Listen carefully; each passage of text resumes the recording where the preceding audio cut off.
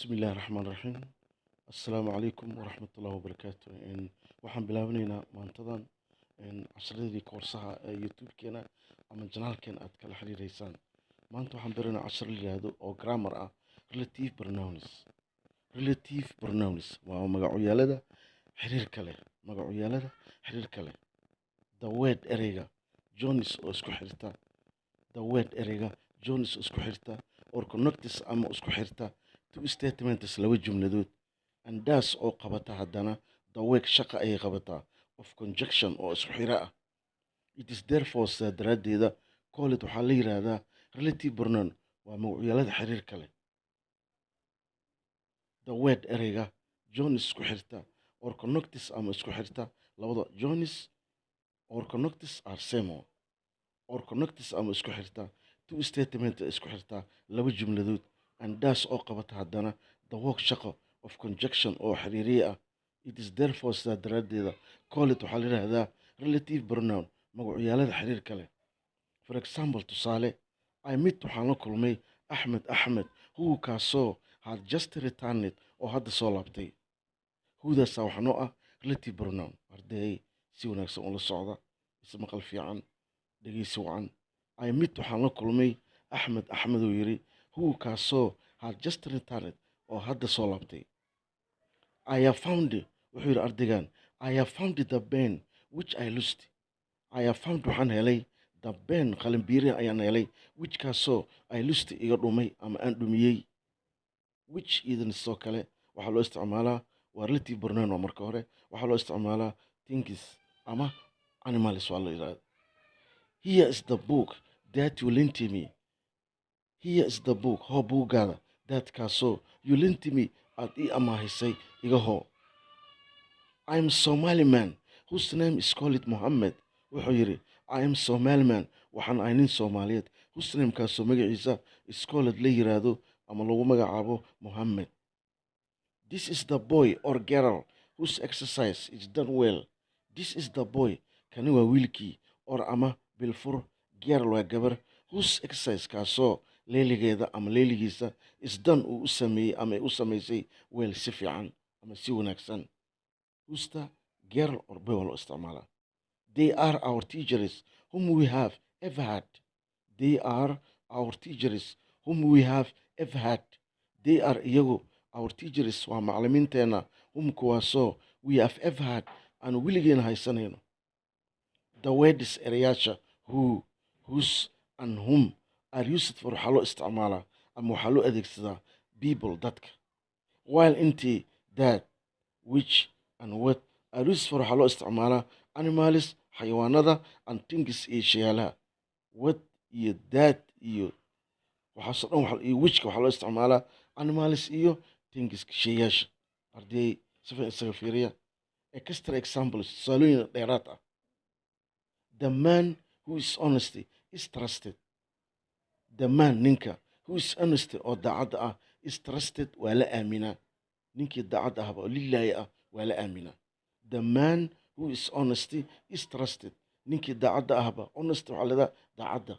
Ha u dhawaaqin honest waa wrongi. waxaa la yidhahdaa honest daacad waa honest. The man ninka who is honest kaasoo daacad ah is trusted waa la aaminaa. I say what I mean. I say waan dhahaa. Waxaan dhahaa what wixii I mean aan ula jeedo. What waa kaa. He failed in what he attempted. He failed wuu ku guuldaraystay. In what wixii he attempted isku dayo wuu ku guuldaraystay. This is the girl whom I told you. This is tani the girl waa gabadhii whom kaasoo I told you aan ku sheegay ama aan idin sheegay. Youda mar waa plural mar waa singular. I remember the day that he came. I remember wuxuu yiri anigu waan xasuustaa the day maalintii that kaasoo he came uu yimaaday waan xasuustaa. My uncle who is a doctor has gone to America. My uncle adeerkay who is a doctor oo dhakhtar ah has gone wuxuu tegay to America. My uncle who is a doctor has gone to America. Adeerkay dhakhtarka ah wuxuu aaday ama wuxuu tegay America. What has happened is not clear.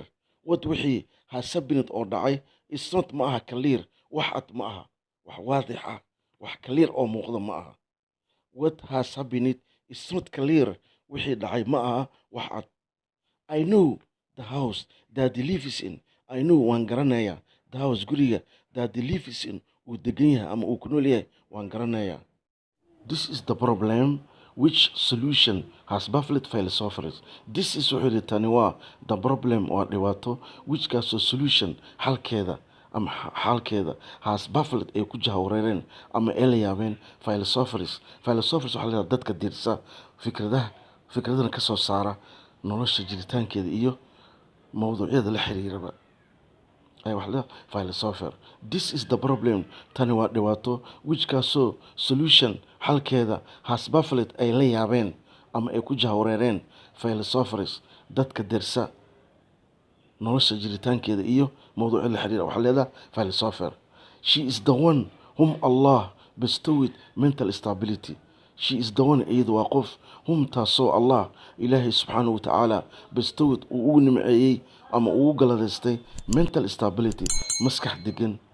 Dogs soon know the persons by whom they are kindly treated.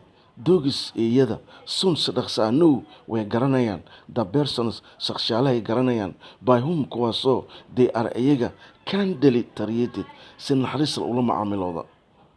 The answer jawaabta which you gave aad bixisay is not ma aha right mid sax ma aha. The answer jawaabta which you gave taasoo aad bixisay is not right ma aha mid sax ah. halkaasaan ugu baxnay waxaan gelaynaa haddana qaybta kale la yidhaahdo compound relative pronouns. waxaa la yidhahdaa compound relative pronouns. compound waa lamaane, relative xiriir, pronouns magacyaalada xiriirka lamaane leh. compound dhowr macno leedahay. UNICEF compound, Jaffa compound, UNDP compound. compound mar waa xeran leedahay ingiriiska caadaha markaa fiiriso laakiin hadda waxaa laga wadaa as grammar ahaan waxaa leedahay lamaane. compound relative pronouns magacyaalada xiriirka lamaane leh. pronouns magacyaalada formed oo u qaabsamaysan by adding marka la raaciyo ama lagu darayo ever, so or ama lagu daro so ever. To who lagu daraa which and what are called ayaa waxaa la yidhaahdaa compound relative pronouns magacyaalada xiriirka lamaane leh. And they are waxaa ka mid ah whoever ku kasta, whoso mid kasta, whosoever qof kasta, whichever meel kasta, whatsoever wax walba. Let us have examples. tusaale aan qaadano. Whosoever exalted himself shall be abased. wuxuu yidhi whosoever mid kasta exalted oo isfaaniya himself nafsadiisa mid kasta isfaaniya shall be abased maalin buu sharaf beelayaa. Whosoever mid kasta exalted oo isfaaniya himself nafsadiisa shall be abased mar buu ceebeebi doonaa, mar buu sharaf beeli doonaa. Whoso dag ninkii qoda ee bid god khiyaano ninkii qoda shall fall therein asaa ku dhici doona. wuu ku dhacayaa god khiyaano ninkii qoda. saxaabka haddii aad khiyaamayso ogow inaad adi ku dhici doonto, aad aga horumari doonto. Whoso dag ninkii qodaa ee bid god khiyaano ah shall fall therein halkaas asaa ku dhici doona. Whatsoever in your hand find to do it with your might. Whatsoever wax walba in your hand gacantaada soo gala ama gacantaada ku jira find to do ugu qabo, do it ugu samee with your might intaad kari karto. waxaas lacagaha had noqdaano ama wax walba ha noqdaano oo gacantaada soo gala waxaa la rabaa si kartida wax ugu qabso, wax ugu qabo. Whoever comes is welcome. ku kasta yimaada waa la soo dhaweeyaa. Whoever comes qof kastoo yimaada is welcome waa la soo dhaweeyaa.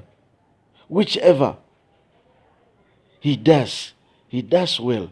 Whichever wax walba he does uu sameeyaa, he does well si fiican uu sameeyaa, wuxuu qabtaa si wanaagsan.